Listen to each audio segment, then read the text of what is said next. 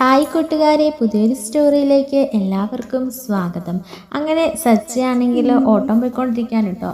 ഈ സമയത്തായിരിക്കും നമ്മുടെ ശ്രുതിയുടെ പാർലറിൻ്റെ ഉടമസ്ഥയാണെങ്കിൽ ഒരു ഓട്ടം വിളിക്കണേ. അങ്ങനെ ആ ഓട്ടം വിളിച്ചുകൊണ്ട് പോവുകയാണ് കേട്ടോ. അങ്ങനെ ഇരിക്കുകയാണ് ശ്രുതിയുടെ ആ പാർലറിൻ്റെ ഉടമ പാർലറിനെ കുറിച്ചൊക്കെ ഇങ്ങനെ സംസാരിക്കുന്നതൊക്കെ കേൾക്കുകയാണ് കേട്ടോ. ഇങ്ങനെ സംസാരിക്കണ കേൾക്കുമ്പോഴത്തേക്കിനും സംസാരിക്കണ കേൾക്കുമ്പോഴേക്കും ആ പാർലറിൻ്റെ ആരായിട്ട് വരും എന്നൊക്കെ ചോദിക്കുകയാണ്. അങ്ങനെ ഉടമയാണ് എന്നൊക്കെ പറയാണ് കേട്ടോ. അങ്ങനെ കുറച്ച് ഡീറ്റെയിൽസും കാര്യങ്ങളൊക്കെ നമ്മുടെ സച്ചിയാണെങ്കിൽ ചോദിച്ച് മനസ്സിലാക്കുകയാണ്. അപ്പോൾ ഇവർക്ക് വേണ്ടുന്ന കുറച്ച് സഹായങ്ങളൊക്കെ സച്ചി ചെയ്തു കൊടുത്തത് കൊണ്ട് തന്നെ സച്ചിയെ നല്ല വിശ്വാസമാകുകയാണ് കേട്ടോ ആ മേഡത്തിന്. അങ്ങനെ സച്ചി കാര്യങ്ങളൊക്കെ പതി ഒതുക്കത്തിൽ ഇങ്ങനെ മനസ്സിലാക്കി എടുക്കാനോട് എത്ര സ്റ്റാഫുണ്ട്, കാര്യങ്ങളുണ്ട് എന്നൊക്കെ ഇങ്ങനെ ചോദിക്കാൻ കേട്ടോ. എന്നിട്ട് ഈ കാര്യങ്ങളൊക്കെ ഇങ്ങനെ സച്ചി ഇങ്ങനെ മനസ്സിൽ കൊണ്ടു നടക്കുകയാണ്. അതായത് എന്തെങ്കിലും ഒരു തെളിവും കൂടെ കിട്ടിയിട്ട് വേണം അമ്മയുടെ മുൻപിൽ ശ്രുതിയുടെ മുഖം മൂടി ഒന്ന് അഴിച്ചിടാൻ എന്നൊക്കെ പറഞ്ഞിട്ട് സച്ചി തിരികെ പോകുകയാണ് കേട്ടോ. ശേഷം കാണിക്കുന്നത് നമ്മുടെ രേവതിയാണെങ്കിൽ കിച്ചണിൽ നിൽക്കുകയായിരിക്കും. ഇതേ സമയത്ത് സച്ചിയും ഫുഡ് കഴിക്കാൻ വേണ്ടിയിട്ട് വരണുണ്ട് കേട്ടോ. അങ്ങനെ ഫുഡ് കഴിക്കാൻ വരുമ്പോൾ രേവതിയോട് ചോദിക്കുന്നുണ്ട്, ഫുഡൊക്കെ ആയിട്ടുണ്ടോ, എങ്കിലും നീ കുറച്ചെടുത്ത് വെച്ച് ഇന്ന് ഒരു ഓട്ടം ഉണ്ട് എന്ന് പറയാൻ കേട്ടോ. വേഗം പോകണം എന്ന് പറയണം. അങ്ങനെ ഫുഡ് എടുത്ത് വെക്കാൻ പോകുമ്പോഴായിരിക്കും ചന്ദ്രമതി വന്നിട്ട് പറയുന്നുണ്ട്, രേവതി നീ ഇന്ന് തുണികളൊന്നും അലക്കിയില്ലേ, തുണിയൊക്കെ അലക്കിയിട് എന്ന് പറയാൻ കേട്ടോ. ഞാൻ ഈ ഫുഡൊന്നും എടുത്ത് കൊടുത്തിട്ട് വരാം അമ്മയെന്ന് പറയുമ്പോൾ അതൊന്നും പറഞ്ഞാൽ പറ്റില്ല, അർജൻറ്റാണ്, നീ ഇപ്പോൾ ഞാൻ പറഞ്ഞ കാര്യങ്ങൾ ചെയ്തിട്ട് നീ പോയി എടുത്തു കൊടുത്താൽ മതി എന്ന് പറയാൻ കേട്ടോ. ഇത് കേൾക്കുന്ന സച്ചി പറയുന്നുണ്ട്, അതെ ഞാൻ പറയുന്ന കാര്യം കേൾക്കാൻ വേണ്ടിയിട്ട് എൻ്റെ ഭാര്യനെ ഞാനിവിടെ കൊണ്ടുവന്നേക്കുന്നത്, അല്ലാതെ നിങ്ങൾ പറയുന്നത് കേട്ട് തുള്ളാനല്ല. വേണമെങ്കിൽ തുണി അലക്കിക്കോ, പിന്നെ എനിക്കിപ്പോൾ ഫുഡ് വിളമ്പി തരും, എന്നിട്ട് നിങ്ങൾ പറയുന്നിടത്തോട്ട് വരുള്ളൂ എന്നൊക്കെ പറയാൻ കേട്ടോ. അങ്ങനെ ചന്ദ്രമതിയാണ് ഒന്നും മിണ്ടാനാവാതെ അങ്ങനെ നിൽക്കുകയാണ്. അങ്ങനെ ഫുഡ് വിളമ്പി കൊടുക്കുമ്പോഴത്തേക്കിനും നമ്മുടെ ചന്ദ്രമതി വന്നിട്ട് പറയുന്നുണ്ട്, തുണിയെല്ലാം ഇവിടെ കിടക്കുന്നു, പോയി കഴുകിക്കൊണ്ട് വാ എന്ന് പറയാണ്. അപ്പോൾ നമ്മുടെ സച്ചി ചോദിക്കുന്നുണ്ട്, അമ്മയ്ക്ക് കഴുകിക്കൂടെ, അത് ഇവള് ചെയ്യണമെന്നുണ്ടോ, ഇവളെ കണ്ണിന് കണ്ടുകൂടാ, എന്നിട്ട് അമ്മയുടെ തുണികളൊക്കെ അലക്കി തരണോ? കണ്ണിന് കാണാത്തവർ തുണിയൊക്കെ അലക്കി തരുന്നത്, അത് അലക്കിയിടുന്നത് അത്ര നല്ല കാര്യമാണോ? രണ്ട് മരുമക്കളുണ്ടല്ലോ, അവരെ കൊണ്ട് അലക്കി അങ്ങ് ഇടിപ്പിക്കുന്നതല്ലേ അമ്മയ്ക്ക് സുഖവും സൗകര്യവും ഒക്കെ എന്നിങ്ങനെ പറയാൻ കേട്ടോ. അതൊക്കെ ഞാൻ തീരുമാനിച്ചോളാം, നീ നിൻ്റെ കാര്യം നോക്ക്. നീ പറഞ്ഞു വരുന്നത് അമ്മായിമ്മയുടെ തുണി പോലും കഴുകി കൊടുക്കണ്ടെന്നാണോ? ഞാൻ അങ്ങനെ ഒരിക്കലും പറഞ്ഞിട്ടില്ല. പക്ഷേ അതുപോലത്തെ അമ്മായിമ്മയാണെങ്കിൽ അതൊക്കെ ചെയ്യേണ്ടത് തന്നെ. പക്ഷേ ഇവിടെ ഉള്ളത് അങ്ങനെ അല്ലല്ലോ, നല്ലതിനെ നല്ലതായിട്ട് കാണുന്നില്ലല്ലോ, പണം മാത്രമല്ല ഇവിടെയുള്ളവരുടെ ലക്ഷ്യം എന്നൊക്കെ പറയാൻ കേട്ടോ. ഇതേ സമയത്ത് നമ്മുടെ ചന്ദ്രമതി പറയുന്നുണ്ട്, നീ എന്ത് പറഞ്ഞാലും അവൾ അലക്കിക്കോളും, നീ നിൻ്റെ കാര്യം നോക്കി വല്ലതും കഴിക്കാൻ കിട്ടിയെങ്കിൽ അത് കഴിച്ചിട്ട് പോകാൻ നോക്കടാ എന്ന് പറഞ്ഞിട്ട് ചന്ദ്രമതി നമ്മുടെ ശ്രുതിനെയും അതുപോലെ തന്നെ വർഷേനെയും കൂടെ വിളിക്കുകയാണ് കേട്ടോ. അവർ രണ്ടുപേരും ഇറങ്ങി വന്നിട്ട് ചോദിക്കുന്നുണ്ട്, എന്താ അമ്മേ, അല്ല നിങ്ങളുടെ തുണിയും കൂടെ എടുത്തുകൊണ്ട് വാന്ന് പറയണം. അപ്പോൾ കേട്ട പാതി കേൾക്കാത്ത പാതി ഓടിപ്പോയി രണ്ടുപേരും തുണികൾ എടുത്തുകൊണ്ട് വരികയാണ് കേട്ടോ. ഇതുകൂടെ കണ്ടു കഴിഞ്ഞപ്പോൾ സച്ചിക്ക് നല്ല ദേഷ്യം വരികയാണേ. സച്ചി എന്നിട്ട് ശ്രുതിയോട് പറയുന്നുണ്ട്, നീ വേണമെങ്കിൽ നിൻ്റെ തുണി അലക്കിക്കോ, നിനക്ക് കോടീശ്വരനായ ഒരു തന്തയുണ്ടല്ലോ, ആ തന്തയുടെ അല്ലെ വലിയ വാഷിംഗ് മെഷീൻ മേടിച്ചുകൊണ്ട് വരാൻ പറ, അല്ലെങ്കിൽ നിൻ്റെ തുണി അലക്കാൻ വേണ്ടി ഒരാളെ നിർത്താൻ പറ. പിന്നെ തന്തയോട് പറയേണ്ട കാര്യമില്ലല്ലോ, നിനക്ക് സ്വന്തമായിട്ടൊരു പാർലർ ഉള്ളത് കൊണ്ട് തന്നെ അതിൽ നിന്ന് കിട്ടുന്ന വരുമാനം മതിയല്ലോ നിനക്കൊരു ജോലിക്കാരെ നിർത്താൻ. അതുകൊണ്ട് നീ അതിന് വെച്ച വെള്ളം അങ്ങ് വാങ്ങി വെച്ചേ. എൻ്റെ ഭാര്യ നിൻ്റെ തുണി അലക്കുന്ന നീ സ്വപ്നം പോലും കാണണ്ട, ഇത്രയും നാളെ എങ്ങനെയോ അതൊക്കെ കഴിഞ്ഞു പോയി. ഇനി തൊട്ട് ഇന്നേ ദിവസം മുതൽ അവനോരുടെ തുണി അവനവരങ്ങ് അലക്കാൻ മതി. എൻ്റെ തുണി അലക്കും എൻ്റെ ഭാര്യ, വേണമെങ്കിൽ എൻ്റെ അമ്മയുടെയും എൻ്റെ അച്ഛൻ്റെയും. അവർക്ക് ആവതില്ലാത്തതാണെങ്കിൽ, അതായത് അച്ഛന് സുഖമില്ല, അതുകൊണ്ട് അച്ഛനെ തുണി ഇറക്കിക്കോട്ടെ. അമ്മയ്ക്ക് ഒരു സുഖക്കേടും ഇല്ല, അമ്മയുടെ നാക്കിന് ഒരു കിലോമീറ്റർ കണക്കിന് നീളവും ഉണ്ട്, നല്ല ആരോഗ്യമുണ്ട്, അതുകൊണ്ട് അമ്മയുടെ തുണി അമ്മ എങ്ങനെ അലക്കിയാൽ മതി, അതിന് രേവതിനെ കിട്ടില്ല എന്ന് പറഞ്ഞിട്ട് സച്ചി അങ്ങ് പോകാൻ നിൽക്കുമ്പോഴായിരിക്കും വർഷ രേവതി ചേച്ചി തുണി കൊടുക്കുമ്പോഴത്തേക്കിനും സച്ചി പറയുന്നുണ്ട്, രേവതി ഞാൻ നിൻ്റെ ഭർത്താവാണ്, ഞാൻ പറയുന്നത് കേട്ടണം, നീ ഈ തുണി വാങ്ങരുത്, വേണ്ടുന്നവർ കഴിക്കോളും എന്നൊക്കെ പറയാൻ കേട്ടോ. ഉടനെ വർഷ ചോദിക്കുന്നുണ്ട്, എന്താ ചേച്ചി, എന്തെങ്കിലും പ്രശ്നമുണ്ടോ? അപ്പോൾ രേവതി പറയണം, ഒന്നുമില്ല, സച്ചേട്ടൻ പറഞ്ഞത് ഇനി എല്ലാവരും അവനവരുടെ തുണി അലക്കിയാൽ മതി എന്നൊക്കെയാണ്.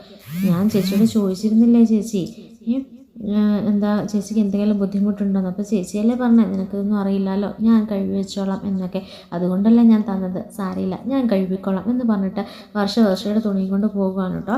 ഈ സമയത്ത് ശ്രുതിയാണെങ്കിൽ തൻ്റെ തുണി എന്ത് ചെയ്യണമെന്ന് അറിയാതെ ഇങ്ങനെ നോക്കി നിൽക്കുകയാണ്. സച്ചിയെ നോക്കുമ്പോൾ സച്ചി നോക്കി തന്നെ പേടിപ്പിക്കുന്നുണ്ട് കേട്ടോ. അങ്ങനെ ചന്ദ്രമതിയെ നോക്കുമ്പോൾ ചന്ദ്രമതിക്കും ഒന്നും പറയാനാവാതെ നിൽക്കുക. സച്ചി ഉറഞ്ഞ തുള്ളി നിൽക്കുന്നത് കൊണ്ട് തന്നെ എന്ത് ചെയ്യണം എന്നറിയില്ല. ഉടനെ ചന്ദ്രമതി പറയുന്നുണ്ട്, മോളുടെ തുണി കൊണ്ട് അവിടെ വെക്ക്, നമുക്ക് എന്തെങ്കിലും ചെയ്യാം എന്ന് പറയാൻ കേട്ടോ. ഉടനെ സച്ചിയാണെങ്കിൽ രേവതിയോട് പറയുന്നുണ്ട്, ദേ എന്തെങ്കിലും ചെയ്യാം എന്ന് ആ പറഞ്ഞതിൻ്റെ മറുപടി എന്താണെന്ന് എനിക്കറിയാം. ഞാൻ പോയതിന് ശേഷം നിന്നെ കൊണ്ട് അലക്കിപ്പിക്കാനായിരിക്കും. ദേ രേവതി, ആ പരിപ്പ് അങ്ങ് വാങ്ങി വെച്ചേക്കാൻ പറഞ്ഞേക്കണം. ഞാൻ നിൻ്റെ ഭർത്താവാണ്. ഞാൻ പറയുന്നത് നീ കേൾക്കുക തന്നെ ചെയ്യണം. നീ ഇവരുടെ ആരെങ്കിലും തുണി അലക്കിയെന്ന് ഞാൻ അറിഞ്ഞ പിന്നെ ഇവിടെ നടക്കുന്നത് തന്നെ വേറെ ആയിരിക്കും എന്നൊക്കെ പറഞ്ഞിട്ടായിരിക്കും കേട്ടോ നമ്മുടെ സച്ചി പോകുന്നത്. അങ്ങനെ കുറച്ച് നാളുകൾക്ക് ശേഷം പിന്നെയും ഈ മേഡം ആണെങ്കിൽ ഓട്ടം വിളിക്കുന്നുണ്ട്. അപ്പോൾ മേഡം വണ്ടിയിൽ കയറിയപ്പോൾ തന്നെ ഇത് മറ്റേ ശ്രുതിയുടെ കടയുടെ ഓണറല്ലേ എന്ന് പറഞ്ഞിട്ട് നമ്മുടെ സച്ചിയാണെങ്കിൽ പറയുന്നുണ്ട്, മേഡം എന്നെ മനസ്സിലായോ? മുമ്പ് മേഡം ഒരിക്കൽ എൻ്റെ വണ്ടി വിളിച്ചിട്ടുണ്ടായിരുന്നു, നമ്മൾ നല്ല സൗഹൃദത്തിലും ആയതായിരുന്നു എന്നൊക്കെ പറയുമ്പോൾ ഞാൻ ഓർക്കുന്നുണ്ട്, പക്ഷേ അന്ന് ഈ വണ്ടി അല്ലായിരുന്നല്ലോ. അല്ല, ഞാൻ വണ്ടി ഒന്ന് ചേഞ്ച് ചെയ്തിട്ടുണ്ട് എന്നൊക്കെ പറയാൻ കേട്ടോ. അങ്ങനെ പിന്നീട് പിന്നെ എന്തുണ്ട് വിശേഷം എന്നൊക്കെ ചോദിക്കുകയാണ്. അങ്ങനെ നമ്മുടെ സച്ചിനെ ഒരുപാട് ഇഷ്ടപ്പെടുകയാണ് കേട്ടോ ആ മേഡത്തിന്.